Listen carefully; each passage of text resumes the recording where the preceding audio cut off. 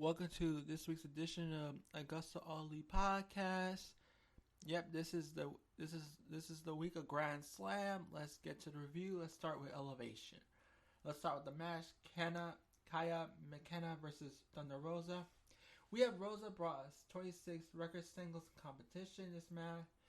Kaja was already in the ring or AEW debut. I was both excited and disappointed about this debut because following Kaya on social media, but I knew there was no way she would get a win against Rosa here. She's still a student of the Seth Rollins wrestling schools, so Steve assumed her solids are fundamental.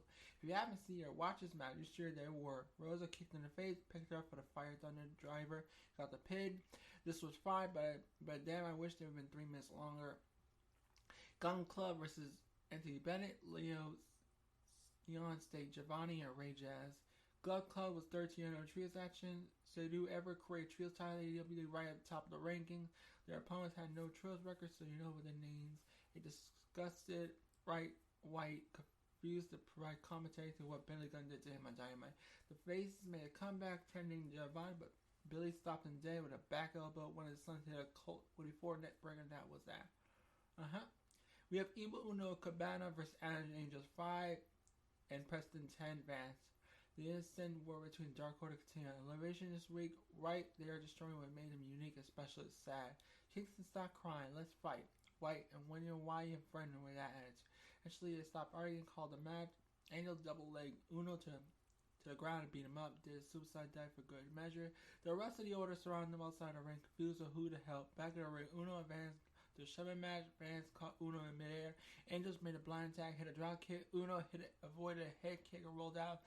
Angels gave chase. He and Cabana start arguing. Cabana hit with a forearm.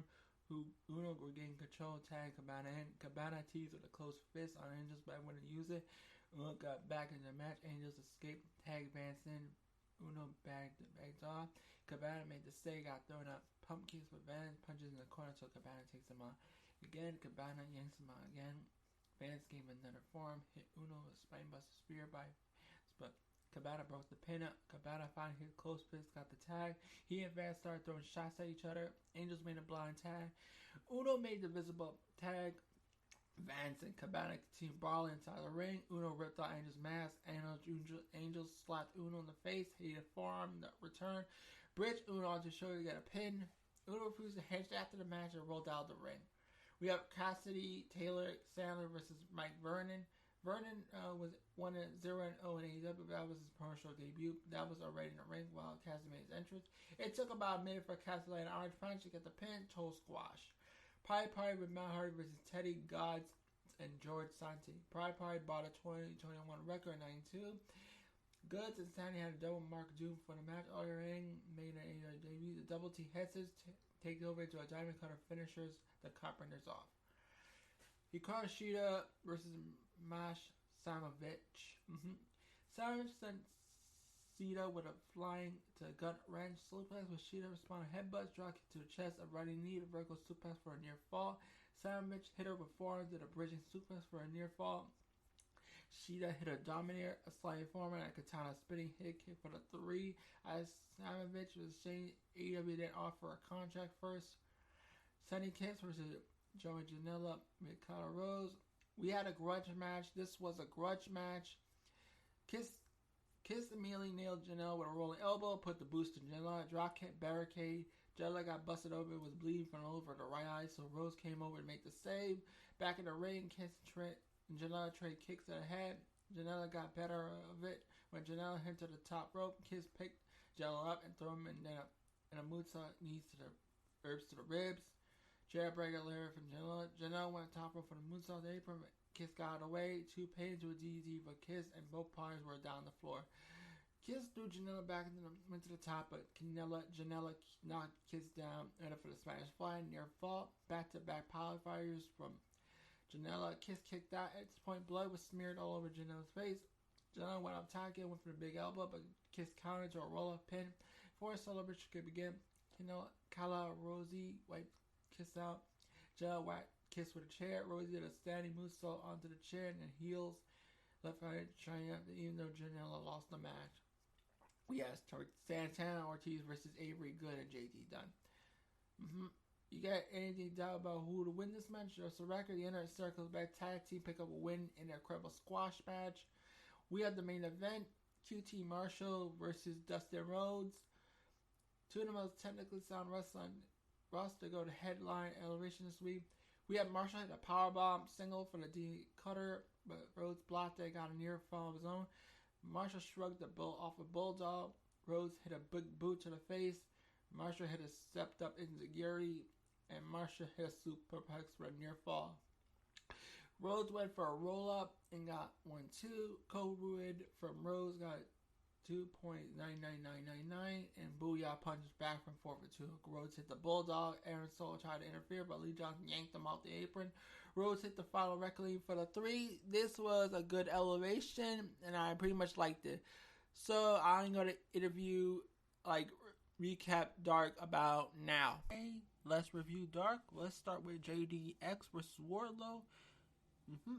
The crowd at the studio seemed to take a shot at JDX, though chanting his initials during the match. They just hate Wardlow that much. I hated that taking barbell his, and JDX took 5. Ouch. Wardlow hung JDX from the ropes to a knee to the face, aka Cash the War, to finish him off. Alley Catch versus Big Swole. So, Catch Dexter with a right hand threw a kick to the back of the head for near fall. Catch he hit a knee to the back, tried to stretch Swole from the behind, and applied chilling with Swole about to break free. Swole found a way to bind her feet and let a headbutt to this day's Catch and finish her with a rolling elbow. The right one was the victor, but Catch pressed me in this one. Yeah. Chaos Project versus Santana Ortiz. The match ended when Ortiz finally made the hot tag so Santana could clean house on the Geeks. Serpentico ate 3 Magos but escaped the frog splash. Luther threw Serpentico on top of him for a near fall. Santana stacked him up in a corner. Ortiz made a blind tag. He double teamed Serpentico for the win. I'm pleased with the results, but honestly, Chaos Project sucks. Joey Janela with Kyle Ross versus Dylan McQueen. McQueen hasn't won a match in 3 AEW appearances to date, while Janela just lost his stunning kiss last night. So McQueen had no choice here. Rossi picked up and Justin would close the backhand for feeding back to Janela. Janela immediately gave him a Death Valley driver, and that was that. Maria Tucker versus Ty Conti with Anna Jay at number 1. Conti's single rest was 25-4, but who cares in the case? It's not like Maria Tucker, make her AEW debut, was going to win when Conti was accomplished by both Anna Jay and -1. In fact, if I can be similarly of food for a moment, it's heartwarming to see John Viewer's son accompany him to the ring, high-fiving fans at the ringside. Clearly enjoying the day at the Universal Studios. Protest, the Twister movie ride is pretty good, still there. That time I went Impact Wrestling was taping, it was still there. Tucker beat up Conti to get a crowd chant going while Taz joked that -1 had to wear a mask, or everybody else in school, everyone with school know that he was. Reed Punk kissed a tie KO and a TDTA, and it was done. We got Lee Johnson, Brock Anderson versus Luke Curtis and Cameron Stewart. The match ended when we got Spinebuster Anderson, Frost Splash Johnson. Now all she wrote, Anderson needs his spray tan a bit. We got Stallion Rogers, Anthony Green to FTR versus FTR. This was a great match. This was an uppercut tag team match. The match ended when Harwood nearly got counter on Jackknife Powerbomb. New Wheel attacked for Brett Baker and the pin. This is exactly how I fought a competitive match after you wanted it to be. We got Xena K versus the Bunny. The Bunny debuted in 2112 while Xena K was debuting all the way from Kilo City, Iowa.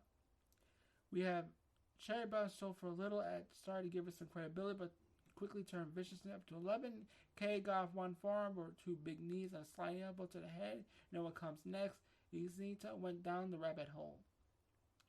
Marcus Cross versus Lance Archer. The match ended when Lance Archer destroyed him with a blackout for the win. See that pinfall victory. The Wingman versus John Silver Reynolds in -1. Then 10 Vance and Alex Angel 5s.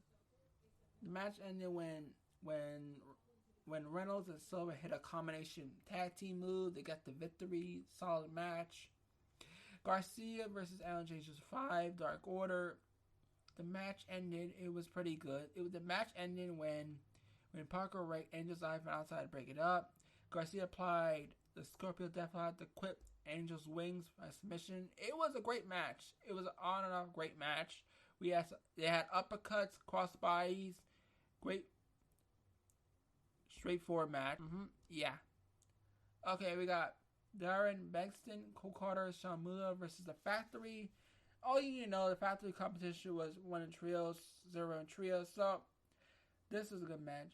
So the match ended when Camarado begged Muller to hit him as hard as he could, then caught him in the air, threw him in ease. Solo tagged in. Camarado hit a backbreaker. Solo did a flying foot stomp. Marshall tagged in. Diamond cut a pin. We got JD Drake versus Colt Cabana. JD Drake's single records 2-9. Apparently, I don't know when things look like Ernest Roadkill. Here the end of the match. The Flying Apple Super Slam blocked. It's going to tap land for another nerf. Let's go Colt. Chant Drake with a cannibal call for a nerf on all.